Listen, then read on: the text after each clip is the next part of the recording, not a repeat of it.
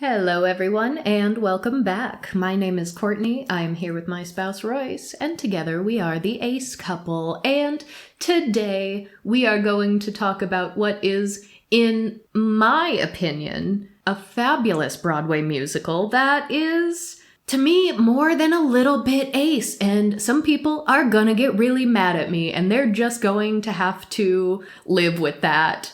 But I will justify my feelings not only in this episode, but in a near future episode where we talk about another piece of robot media. That's right. Anytime asexuality and the concept of robots come anywhere near each other, it's controversial. I am well aware of that. I think most of you listeners are well aware of that, so we're all going to have to just put a pin in it and hear me out.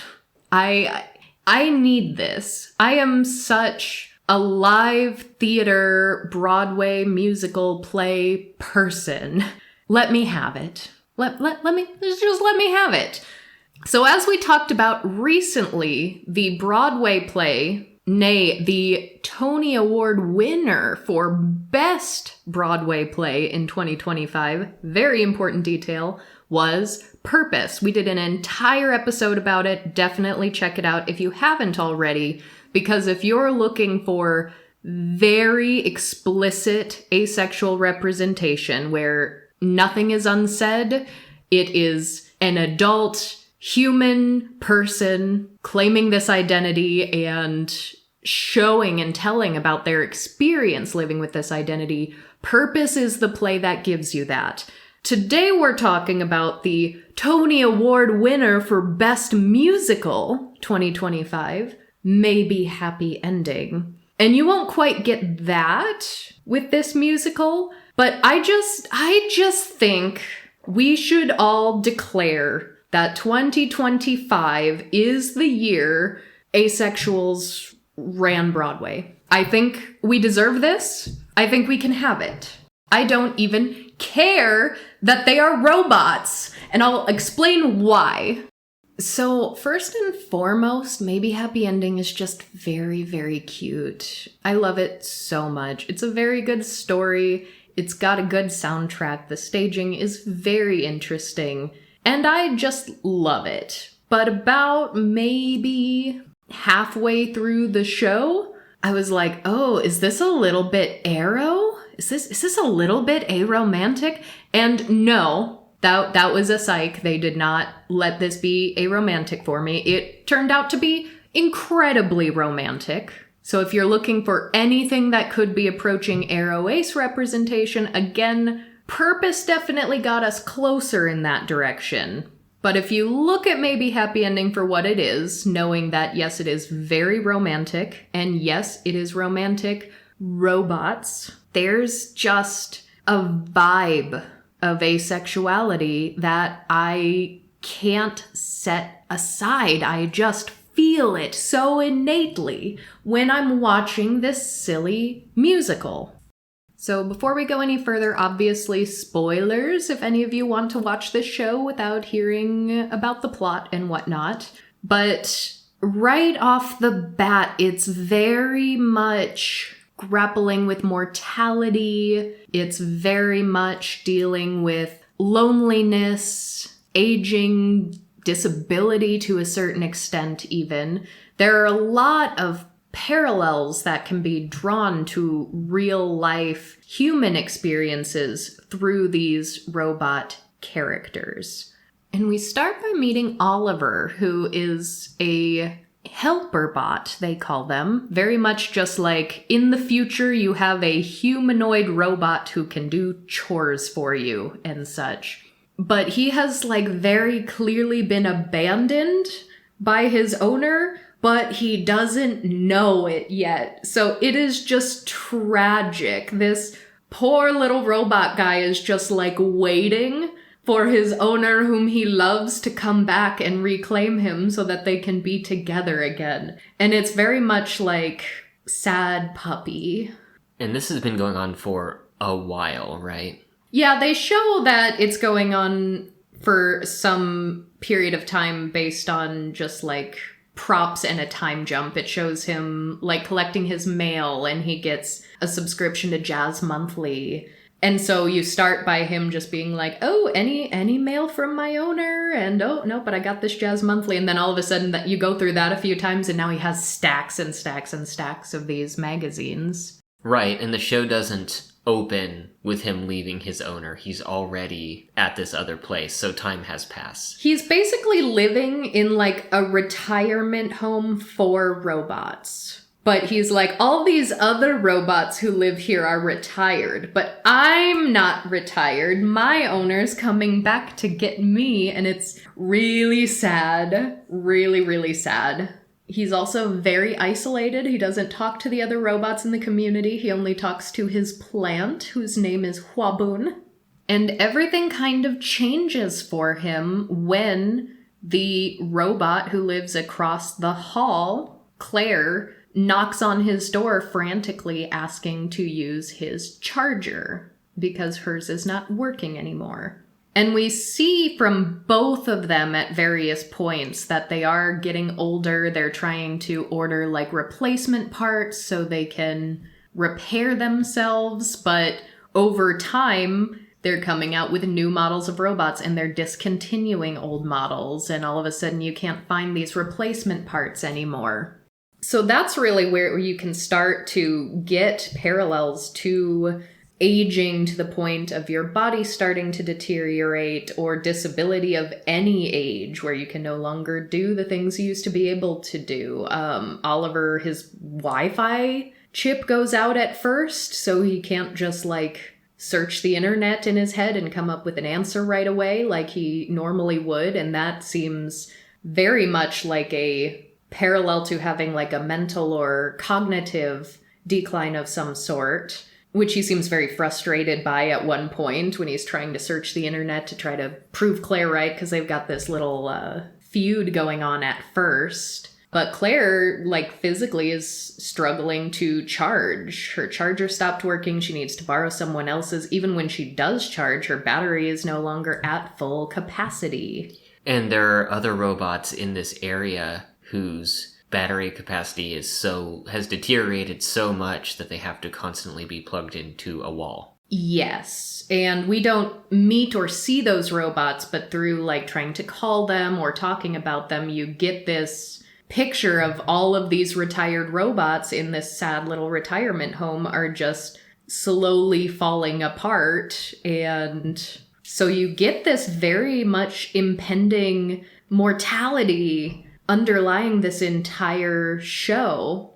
But there is a very comedic element to it as well, because at first when Claire knocks on Oliver's door, he doesn't want to talk to her. He wants to pretend like he is not home, but, you know, his guilt gets the better of him and he does end up helping her out. But then they have this little love-hate thing going on where he's a Model 3, but she's a Model 5, and they're a little feisty about that. He kind of starts it. He's like, oh, that's probably why your charger isn't working, because you're a Model 5. Everyone knows that Model 3s have the best battery life of all of the models. And she's able to get him back a little bit later when they talk about driving. He's like, we're robots, we can't drive. And then Claire's like, well, 3s can't. So you have this little feud going on with these very funny, cute moments. But in the midst of this arrangement that they make so that she can borrow his charger intermittently, you see them start to interact a little bit more. They start to learn a little bit more about each other. And she finally catches him outside collecting bottles. And he's very, very cagey about it. He's like, no, that's not me. But she catches him. He's collecting these bottles basically to turn in for recycling, to get coins. He's got like a little jar of coins that he's filling up. And we learn tiny little legal elements of this world through dialogue where like robots can't legally have money. They must also not be able to just be totally shut and powered down, since they all come to live at this retirement home. That isn't explicitly explained. But in addition to not being allowed to have money, they're not really allowed to travel on their own. But once Claire catches him, Oliver does let slip that he's trying to save up enough money so that he can get a ticket to go see his owner. And Claire kind of knows right away. She's like, oh, buddy, you're retired. But she knows that her life is extremely limited. She doesn't have a lot of time left. And the place in question he's trying to travel to is Jeju Island. And in this futuristic world, that is known as the only place where fireflies still live. So she's able to first explain to him what fireflies are, because he doesn't have his Wi-Fi chip, so he's trying to figure out what it is. And since he can't, she needs to sort of share this information with him. And I do really like the sort of special interesty nature of this show too, because Claire knows all these things about fireflies and loves them so dearly, but Oliver really loves jazz. And that's a thing that he picked up from his former owner, but he knows all of the albums. He's got a record player. He's got the subscription to Jazz Monthly. And so he's then able to in turn tell her a little more about jazz and the music he likes. But she definitely gets it in her head that if she is limited on time, as inevitably all robots and people are, she wants to go out with a bang. She wants to see the fireflies one more time. So she says, well, I actually have a car. My former owner gave it to me because she felt guilty. So I will drive you to Jeju Island and we will go there. They get very nervous, or Oliver at least does. He likes plans, and he likes things to go exactly according to plan, which, do you remember, Royce? Because there was a moment we were watching it, and I don't know what the first moment was, but you leaned over to me and you were like, this is already very autistic coded. Well, you had already told me about the show, and I thought that at some point in time you had mentioned that hitting you as well. And I think I mentioned that immediately after the show started. It was pretty early because Oliver's like, I do not want to be surprised if you are going to come get my charger. It has to be at exactly this time every day. And at exactly this time, you're going to return it to me. And as soon as she's like, screw it, let's go to Jeju Island right now. He's like, this was not in the plan. I have not finished saving up money. I thought it wasn't going to be until next year that I would have enough. So I'm not ready. And she finally convinces him. She's like, no, let's go. We don't have all that much time. Wouldn't you rather see him sooner? Anyway, I will drive you. Let's go. And it was kind of during this drive, after they finally pack their things and go, that the first time I was watching it, I was like, oh, is this going to be a little arrow? Because she makes him promise that he will never fall in love with her. Like, that is explicitly requested. Like, you have to promise me that if we go on this journey together, you will not fall in love with me. And I was like, girl knows what she wants. Good for her! But no, we can't have everything now, can we? We'll put a pin in that. But they do have a very funny, still kind of argumentative conversation / song as they're driving, because it's illegal for them to be out on their own as two robots. And so they're like, what if we get caught? We need a cover story. Okay, the cover story is we are humans and we are a couple. Yes. And he says, your name will be Jenny. And he's like, that's based off of a jazz song I really like. So your name's Jenny and I'll be Nat King Cole. Flawless cover story. So we have Jenny and Nat King Cole, and they sing this whole song making up details about how they met, but they're arguing about it. One wants to have met in New York, one wants to have met in Paris, and so she's getting a little irritated at him for not listening to her.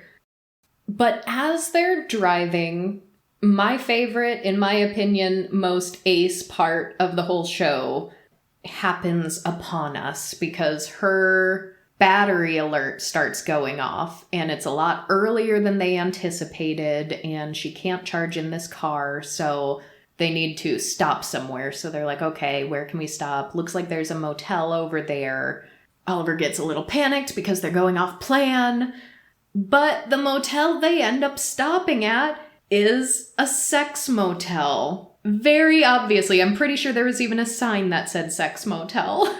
So they show up as these not suspicious at all humanoid robots being like, hello, my wife and I need a room for the night. And they keep playing up this, yes, my husband, yes, my wife, yes, we need a room. And the guy checking them in is like, oh, and will you be using the pool tonight? And they both just panic and scream, no, which is so funny. Oliver seems to be a little more oblivious to the sex motel thing than Claire is. Because she at least makes one comment of like, he's like, this place is kind of shady. Do humans actually, sleep in places like this? And she says something like, I don't think sleeping's the goal or something. But it seems to go right over his head. He seems to have no idea. Which, honestly, some people, whether it's explicit rep or just vibes, some people do not like the oblivious ace trope. But quite frankly, I think if it's done right, I don't mind it, because I think there is a wealth of humor that can be found from playing with that obliviousness towards sex and sexuality or advances or flirting. I think that there are definitely ways it can be done correctly. But if that's something that bothers you personally out of ace representation, I know I've seen some people say, oh, aces aren't oblivious, and some of us are. some of us are, or some of us have been at some point, and some of us were for a lot longer than all of our peers were. So that's just kind of my 2 cents on that. I'll sometimes hear that criticism as, oh, it's infantilizing aces to portray us as so oblivious towards all things sex and sexuality. But my challenge to that critique is that you're kind of inherently saying that being tuned in to conversations and themes of sex and sexuality is inherently mature. If by saying you're oblivious to these things is infantilizing them, that's sort of the entire overarching societal problem when people do in real life try to infantilize ace people. So I think a lot of times, for a lot of us, those critiques come more from we in our own lives have been so heavily infantilized that we're afraid of showing things in media representation that might give nefarious aloes more ammo to use against us. So with that in mind, I think this entire section that follows here in this sex motel is really good. I like the obliviousness. I like that it's going right over his head. There is nothing sexual in this robot's head at all. I am 99% sure, at least, that these robots probably don't even have the appropriate parts, And the joke that had me just absolutely rolling was after the guy gets them checked in, they have their little panic about the pool. The guy at the front desk straight up says, like, hey, cool it with the husband-wife thing. Nobody cares. Just take your key and go and bang each other's brains out. He's like, we know what kind of place this is. No one cares. But these robots are just so like, we can't be seen as robots. And we decided our cover story is that we are a couple. So they stick to that script, despite it being in a situation where that script is not needed and might be even more suspicious than if they didn't have it. But as they're going up to their room, like in the elevator, this slayed me. A guy looks at the two of them as they're going up and turns to Oliver and says something to the effect of like, oh, wow, buddy, you really bagged yourself a 10 there. And he goes, actually, she's a 5. so good.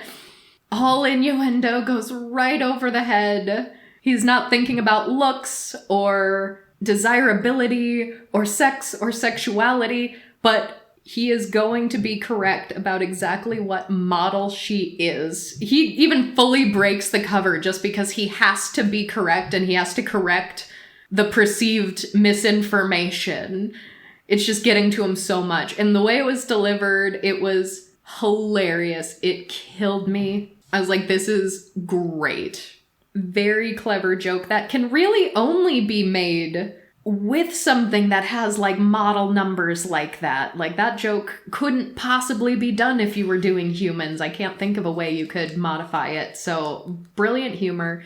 And of course, when they get back up, this is not anywhere near the first piece of media to joke about this trope, but there is the mirror on the ceiling kind of trope here in this sex motel. I know that like even Golden Girls back in the day did it. I've seen lots of pieces of media that the joke is sort of someone who is very sexual has a mirror on their ceiling, and the joke is always someone else using that mirror for like a more normal or innocent purpose.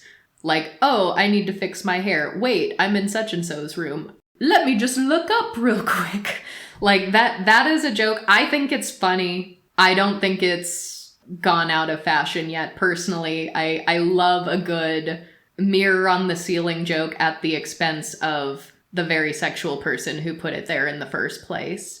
So when these robots get into this room, he's just all like, wow, new place. He's getting on the bed. He's like, wow, there's a mirror on the ceiling. And he's just like waving in the mirror. And he's like, Claire, look up. I'm waving at you. It's so innocent. And I love it so much. She obviously at this point needs to plug in. She needs to charge. He like gets on the bed. I think they're watching Terminator at some point. Like they put on a movie. The second one, yeah. Oh, the second one. They're commenting on the depiction of robots. Ah, yes. I have not seen Terminator. How many of those are there? I don't know. Oh, a lot more than I thought there were. Oh, really? I guess there was a big break after the first two, but there are apparently 6 in the main series, a television series, an animated series, web series. Oh. It became a whole thing. Is that the I'll be back one? Is that what that's from? Yeah, that's from the first Terminator. So they were right. They were back. Did they keep saying that every time? And that's why it became a whole thing? But yeah, and to just like show how far away any sexual interest is for these robots. Like, when it's time to power down for the night, he just straight up, like, powers down, sitting upright on the edge of the bed. Like, they don't even lay down in the bed that is there, because they're robots. They don't need to do that. They don't even really sleep. And this is where viewing any sort of robot media with an asexual lens is always going to be controversial, because there will absolutely be a good percentage of people who say, you know, an inanimate object, well, I guess it is an animate object, an inhuman machine, there we go, an inhuman machine cannot be asexual because asexuality is a human sexuality. And therefore, and you know, people will get into this when we talk about, is Barbie asexual? They'll be like, not asexual, but literally doesn't have genitals, but that's not the same as being asexual.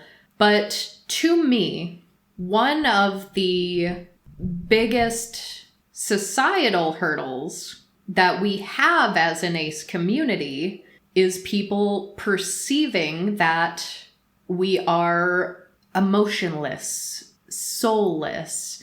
If we do choose to have romantic relationships, we're always made to believe that they are lesser than a sexual relationship would be. There are people who we, as a married couple of over 11 years, we've gotten random hate mail from conservative Christians online saying we're an insult to humanity and nature.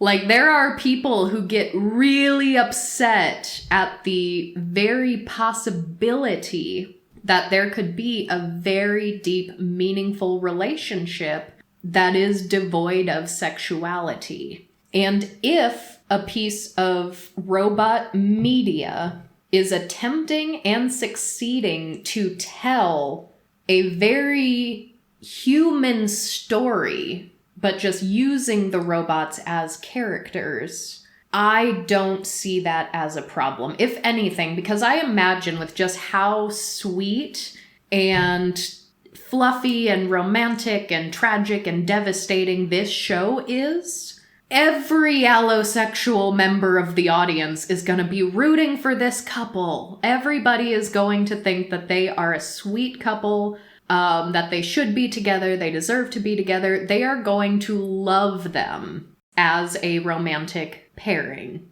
And it shouldn't have to be that we need pieces of media where sometimes the non-sexual relationship are among non-humans for people to start understanding that those relationships can still be very important. It shouldn't have to be that way, but that is how society tends to build up empathy toward other people who are not like them over time, through media, through books, TV, movies, plays.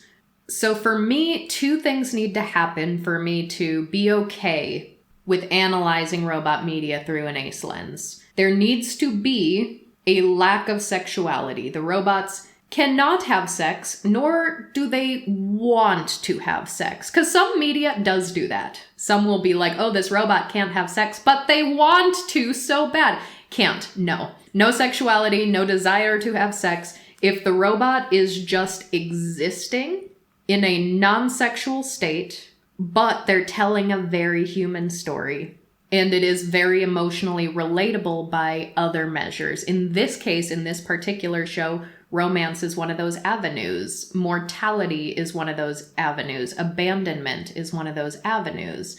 Even like I said, aging, disability, a lot of these things could be empathized with depending on who you are as an audience member and what is most meaningful to you. But all of these themes are very, very human themes that they're grappling with all at once. And so if they are humanizing these robots in the media, if they're humanizing them without requiring them to become sexual, then to me, I think that is good enough.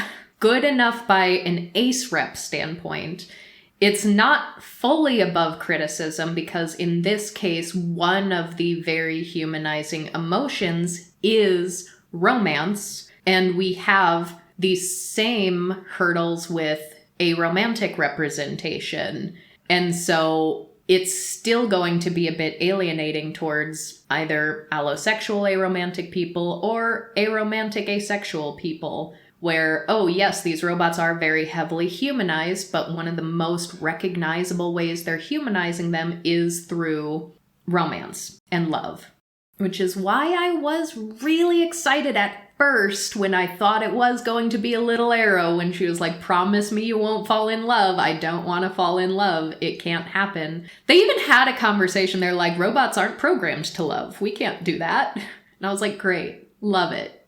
But they do end up falling in love. And I do to some extent have some mixed feelings about that. On this trip, Oliver does in fact learn that he was retired. He was abandoned. His former owner is no longer living. He learns this from the son of his former owner. And so he comes away from this very devastated. And the dialogue is very, very effective because this scene is not very long at all, but we get a lot of insight into this father-son relationship with very few words, which I really like. But this son seems almost jealous of the robot. Like, oh, my dad's perfect fake son is here. So we get a feeling like this son is resentful that his father was closer to this robot than he was to him.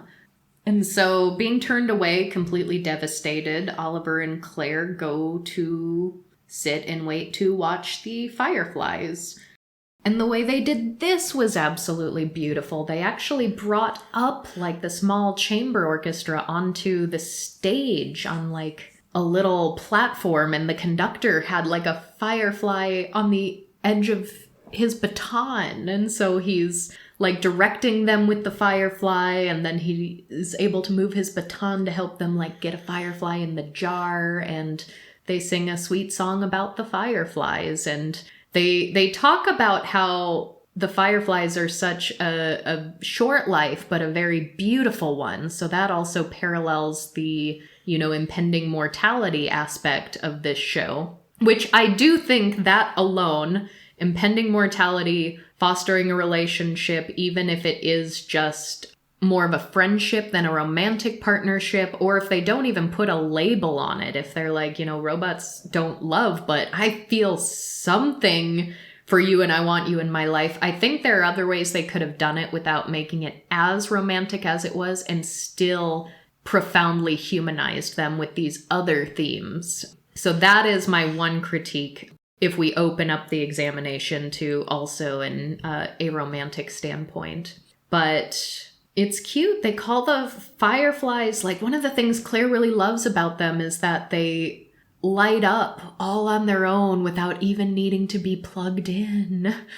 And they're like, oh, little forest robots. And it's like, oh, I can't. It's very cute. It is sickly cute. I love this show. So they make the journey back to this robot retirement home. She ends up explaining to him what happened to her and her former owners.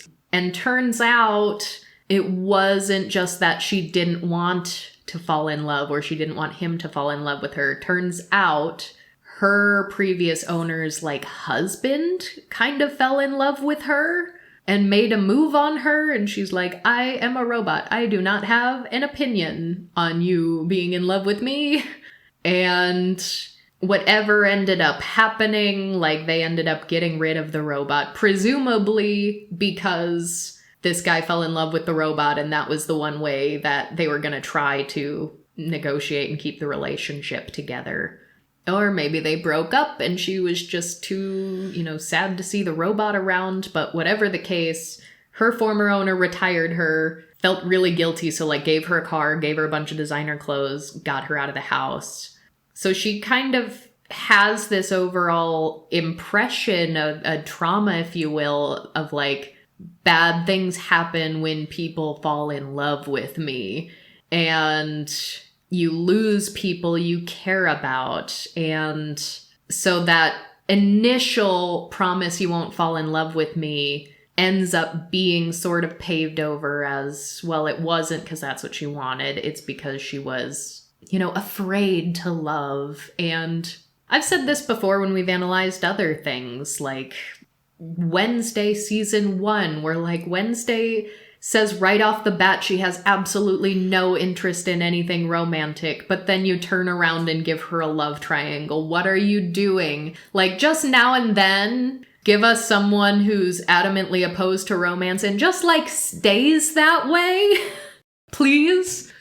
For as much as I really, really do adore this show, those are probably my two gripes about it are probably that her insistence on not falling in love was more out of past trauma and fear than an internal desire. And also, when they finally do get back home and they're kind of starting to go off to their respective rooms, Oliver kind of stops and comes back and just kind of confesses, I wasn't able to keep my promise. And she says, me neither. And they do a weird robot kiss that I don't think was strictly necessary. Well, they kind of do two. The first one, they, like, kiss, put their lips against each other, and they do this very weird, inhuman, awkward, like, both of their limbs just, like, shoot out straight and, like, fingers all splayed, almost as if there's some sort of, like, shock of electricity or something, and it looks very unnatural.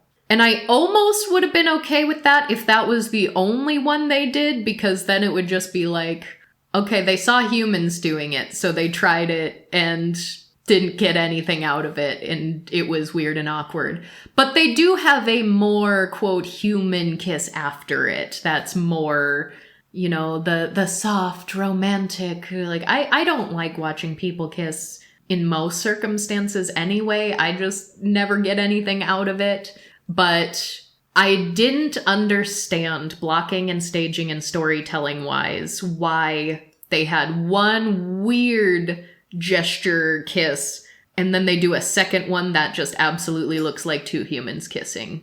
I can't think of any storytelling reason why they would do that. None that are good or make sense. So to me, they could have cut it off at that first awkward kiss or just not had them kiss at all. Because, again, to me, this is effective and good for our community if these are humanized characters that do not need to be sexualized to become humanized. If romance was the only way in which they were humanizing them, I'd be critiquing it a lot harder, because that would be the same issue, right? Like, we're humanizing them because they can love. That's what makes them humanized in our eyes. If that was the only one, this critique would be harsher. I could have done without that side of it, but the mind breaking down, the body breaking down, the impending mortality, the fear of loneliness, abandonment. I think there are a lot of other things at play that paint just like a really full, whole picture of a range of human emotions. But we do get what I also think in my silly little brain is very ace-coded, because after they establish, okay, so we're in love. Great. Now what do we do? There's like an entire montage of them very clearly just doing what they think people in relationships do. Doing what they think humans do when they're in love. And it starts like a little bit normal where they're like, oh, well, I heard when you're in love with someone, you need to dance with them. So they like grab each other and start dancing. And then you have like, oh, I heard when you're in love with someone, you can just sit there in silence with them. And so it has them like on a couch and their legs are like all flopped over on top of each other. And then we find out they've been there for like, 8 or 10 hours or something. And they're like, we can't keep doing this. We have been here all day. And they're like, well, we gotta take advantage of the fact that our limbs don't go numb. Like our legs don't fall asleep. And then they start like pretending to have fights. Like the really bad fights that we make fun of like cis hetero allosexual people for, like screaming at each other and like throwing pillows across the room. But then they kind of break and giggle and they're like, ha ha ha, yes, that's what couples do. They fight. So we're staging this fight for no reason. And there's just something about that I just find very funny. Didn't they also say something about, like, I didn't get anything from that, let's not do it again? They did, yes! Which is hilarious, very good, would have been even better if they also did that after the kiss. Imagine if they were like, did that do anything for you? No. All right, then let's not. On to the next thing, let's dance! Love it. Because theoretically, we didn't get everything about these robots, like, explained to us, but I bet they don't have, like, human sensations on whatever their skin is made out of. Probably. So what is the benefit of a robot of kissing each other? I don't know. So most of that montage, though, very good, very cute, very funny. And does in some ways, because you and I have often looked at other couples and just been like, that's how you live? You actually do that? And so seeing two in love characters on a stage, also just sort of observing other relationships and wondering why they are that way. There is something about that is very relatable to me. But then, you know, the impending mortality or the shelf life is creeping closer and closer. And so another thing they're really grappling with is, I love this other robot, but I don't want to be hurt, or I don't want them to be hurt. Claire sort of knows that her, shelf life is coming up sooner than his, and she wants to try to protect him. She thinks, well, the one thing we have that humans don't is we can wipe our own memories. So when the time comes, you can forget all about this. And they kind of make a pact that they're going to enjoy their little relationship for a little bit. But then after a certain period of time, they both resolve to wipe their memories. However, Oliver changes his mind when he gets a surprise visit from the son of his former owner, who he shows up and kind of explains that he doesn't have as many memories of his dad as he wanted to. He sort of implies that, his parents had been divorced, so he didn't get to see his dad very much, and a lot of his memories were from when he was younger, so they were hazier. And he basically asks, hey, Oliver, can I copy your saved memories of my dad so that I can take them home with me, so that I can watch them? And of course, Oliver lets him do that. And this son kind of says, I'm kind of jealous that you, as a robot, can remember everything, because as a human, my memories fade, my memories start to slip. And that must really, really resonate with him, because memories is also a very big theme. We were introduced to this theme of memories earlier when we sort of see a flashback of when Oliver was first getting abandoned, where his owner, seemingly very guilty, was looking at him and saying, like, hey, Oliver, do your memories of me make you happy? And he was like, yes, I love the memories of you. And he's like, so you'd want to keep them, right? Like, no matter what, you want to keep them. And he said, of course I do. And so he didn't really present him the alternative, but it was very much implied, like, if you will be happier not remembering me, not knowing I existed, I can wipe your memory and you can have a clean slate in this robot retirement home. So again, we then have a second time where Oliver decides, I want to keep these memories even if they become painful. Even if the person I loved and cared for is no longer here with me, I want a memory of them. So in that sense, there's an underlying element of grief to all of this. And so there's a very beautiful sequence, just visually beautiful. What they did with the staging was very, very cool, where they do use some screens and I don't even know how to describe it. What would you describe, like, the quintessential, like, robot point of view that we see in a lot of types of media, where they're, like, seeing the things move around them, but there's also, like, numbers, and there's, like, digital shit in the margins. Does anyone know what I'm talking about? I've seen it in more than one piece of robot media, but seeing it on a stage with, like, a big screen projected, like, above and around the moving robots to sort of tap into what their memories look like and how they were seeing things was very, very cool. So Claire ends up presumably going through with it. They sort of make the pact, hey, we're gonna wipe our memories now. And she does. They say it's gonna be like a couple weeks before they met was where they were gonna remove their memory data. And so he moves his apartment back to where it was before he met her, which they had rearranged the furniture. He had moved his houseplant because she told him that it was getting too much direct sun. And so you get to see, as their relationship evolves, his little room changes. So he reverts everything back to the way it was before. And after she wipes her memory, she comes frantically knocking on the door, looking for a charger. And he answers it very willingly this time. And he looks over at his plant and he's like, don't tell her, Wapoon. Like, we've got a secret. Don't let her know. And he kind of does his same little abrasive thing where he's pretending to not want to talk to her. Like the first time they met, like he's holding a magazine above his face.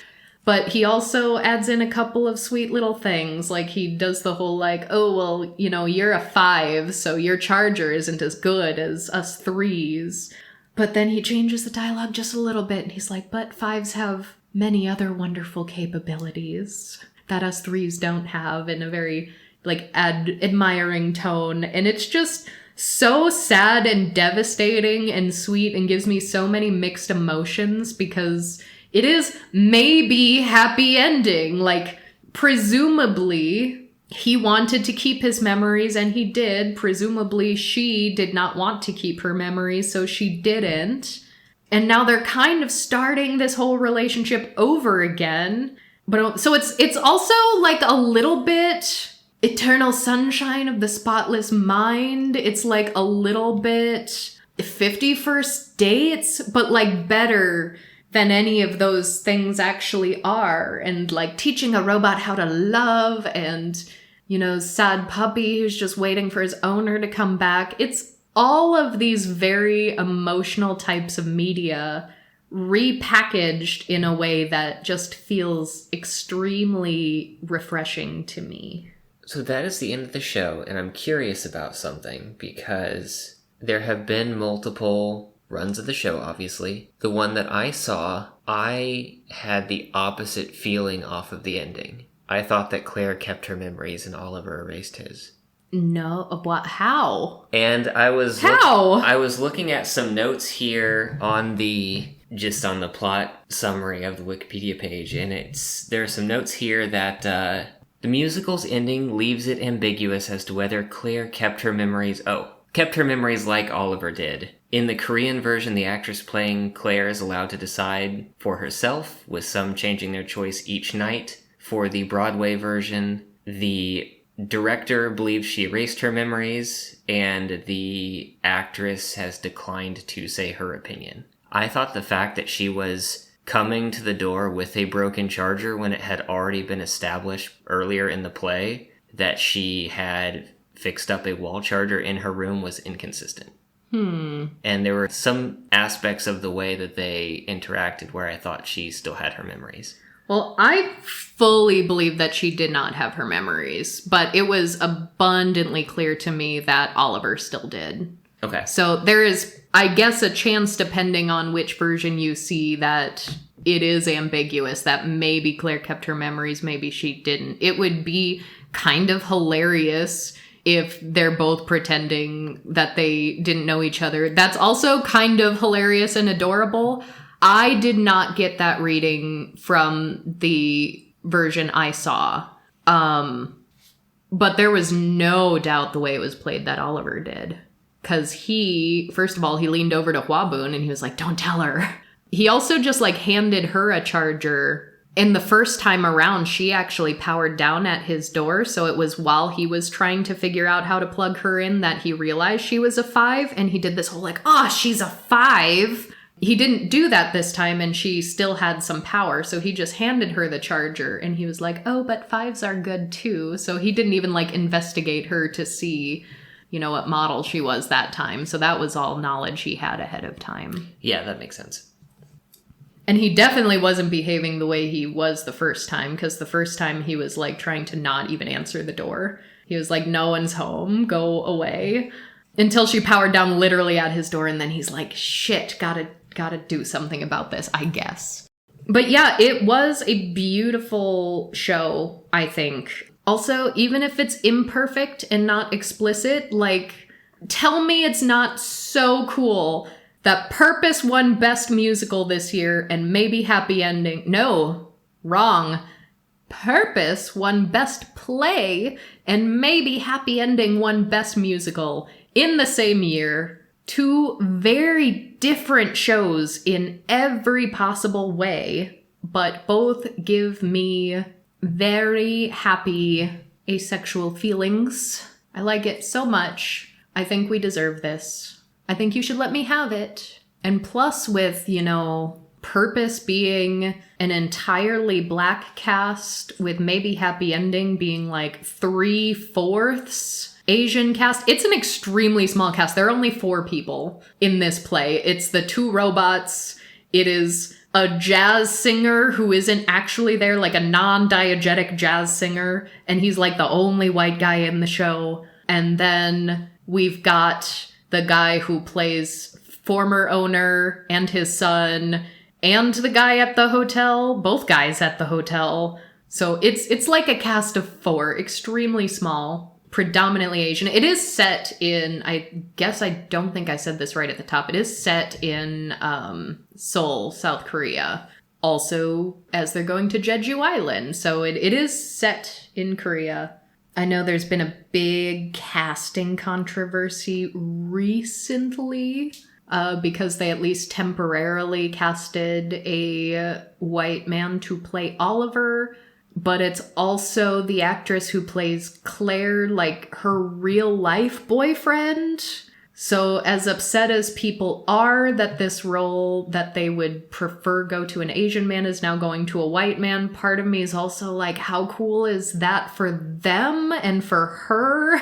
Like, this was her Broadway debut, and she's amazing, and I honestly think got snubbed at the Tonys. I think she should have at least been nominated for Best Leading Actress in a Play, because my gosh, the 2 of them are the only ones who are on stage the entire time. And Oliver's actor got nominated, and heck, I think even won Best Leading Man in a Musical. But as of the time of recording this, the discourse about the latest casting is pretty new, and I haven't looked into it too terribly much yet, so I'll just float it out there that there is a big conversation about casting and inclusion and diversity on Broadway, and what roles are and should be designed exclusively for people of color. And it's a very important conversation to have, so I don't want to go through this entire episode not acknowledging it. I just mostly wanted to talk about the plot of the show itself and how it made my ace little heart happy, and it was the original cast that I saw at the time I experienced it. But if casting conversations like that are of interest to you, please go seek out some of these Broadway communities, especially Broadway actors and actresses of color who are having these dialogues, and definitely listen to them. Be tuned into that conversation as it unfolds. But that is going to do it for our asexual representation on Broadway. We tackled purpose, now we got maybe happy ending out of the way, and now that we've talked about what I see as positive robot media, we're going to have to talk about Bicentennial Man. So that's coming very soon. That movie is so weirdly important to me, but I also hate a huge element of it so much. So it's gonna be complicated. We're gonna talk about it. And that will hopefully tie in really well with like good versus bad robot sexuality media, because that one, bad. Don't like it. But to round us out for today, I am delighted to share with you our featured marketplace vendor, Purdy Creative Things, which you can custom order merch designed to express ace pride, spread awareness, and or show your support. The custom order form gives you plenty of room to explain exactly what it is that you're looking for, or if you'd like to make something on your own, they also give classes and tutoring for how to make t-shirts, mugs, and other customized gifts if you'd like to learn a new skill, or if you just want something that is ready, downloadable for purchase right now, there are some really cool ready-to-buy digital items, which you can technically download for free for your own personal use, but there is a tip jar here. So if you are able, please do support Purdy Creative Things. There's a creative prompt book, there's a whimsical junk journal kit with mental health sentiments, or for this time of year, this is actually perfect.